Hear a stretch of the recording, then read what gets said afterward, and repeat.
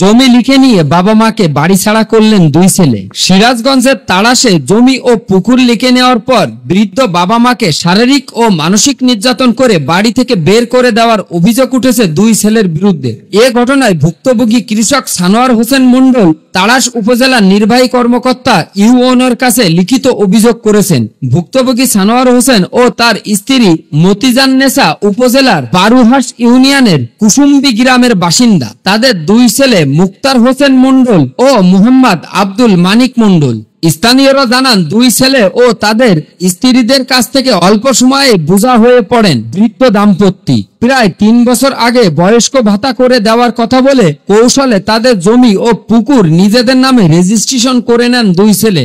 তারপর থেকে শুরু হয় অবহেলা, নির্যাতন ও বাড়ি থেকে তাড়িয়ে দেওয়ার প্রক্রিয়া। সানোয়ার হোসেন জানান, সম্পত্তি হস্তান্তরের কিছুদিন পর থেকেই ছেলে ও পুত্রবধূরা বিভিন্ন অজুহাতে তাদের গায়ে হাত তোলা, এক পর্যায়ে 3 দফায় মারধরের শিকার হন তিনি ও তার স্ত্রী। বাধ্য হয়ে আশ্রয় নেন স্ত্রীর বড় বোনের বাড়িতে। পরে কর্মসংস্থানের জন্য ঢাকায় গিয়ে নিরাপত্তা কর্মী হিসেবে কাজ শুরু করেন, কিন্তু বয়সের ভারে অসুস্থ হয়ে ফিরে এলেও আবারও ঘরে উঠতে বাধা দেন ছেলেরা। কান্না জড়িত কণ্ঠে মতিজান্নেসা বলেন, এই বয়সে কাজ করতে পারি না, যা পাই তা দিয়ে দিন পার করি। ছেলের বউদের নির্যাতনে পাগল প্রায় হয়ে গেছি আমরা। স্থানীয় ইউপি সদস্য মোহাম্মদ রাজীব সরকার রাজু বলেন, ঘটনাটি সত্য।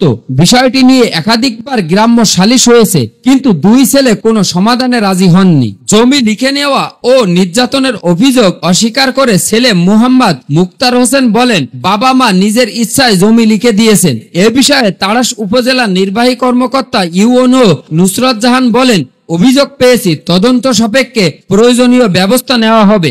একই সঙ্গে ওই অসহায় দাম্পত্যকে সহায়তার বিষয়ে আমরাও ভাবছি।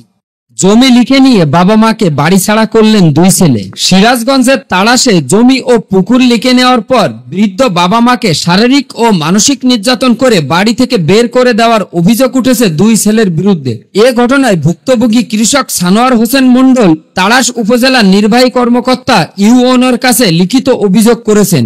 ভুক্তভোগী সানোয়ার হোসেন ও তার স্ত্রী মতিজান্নেসা উপজেলার বারুহাস ইউনিয়নের কুসুম্বি গ্রামের বাসিন্দা। তাদের দুই ছেলে মুক্তার হোসেন মণ্ডল ও মোহাম্মদ আব্দুল মানিক মণ্ডল।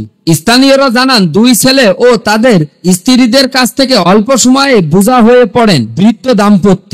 প্রায় 3 বছর আগে বয়স্ক ভাতা করে দেওয়ার কথা বলে কৌশলে তাদের জমি ও পুকুর নিজেদের নামে রেজিস্ট্রেশন করে নেন দুই ছেলে। তারপর থেকে শুরু হয় অবহেলা, নির্যাতন ও বাড়ি থেকে তাড়িয়ে দেওয়ার প্রক্রিয়া। সানোয়ার হোসেন জানান, সম্পত্তি হস্তান্তরের কিছুদিন পর থেকেই ছেলে ও পুত্রবধূরা বিভিন্ন অজুহাতে তাদের গায়ে হাত তোলা, এক পর্যায়ে 3 দফায় মারধরের শিকার হন তিনি ও তার স্ত্রী। বাধ্য হয়ে আশ্রয় নেন স্ত্রীর বড় বোনের বাড়িতে। পরে কর্মসংস্থানের জন্য ঢাকায় গিয়ে নিরাপত্তা কর্মী হিসেবে কাজ শুরু করেন, কিন্তু বয়সের ভারে অসুস্থ হয়ে ফিরে এলেও আবারও ঘরে উঠতে বাধা দেন ছেলেরা। কান্না জড়িত কণ্ঠে মতিজান্নেসা বলেন, এই বয়সে কাজ করতে পারি না, যা পাই তা দিয়ে দিন পার করি। ছেলের বউদের নির্যাতনে পাগল প্রায় হয়ে গেছি আমরা। স্থানীয় ইউপি সদস্য মোহাম্মদ রাজীব সরকার রাজু বলেন, ঘটনাটি সত্য।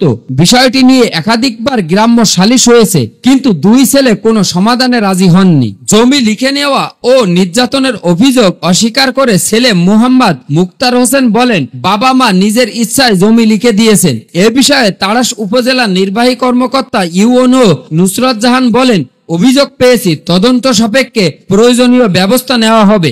একই সঙ্গে ওই অসহায় দাম্পত্যকে সহায়তার বিষয়ে আমরাও ভাবছি।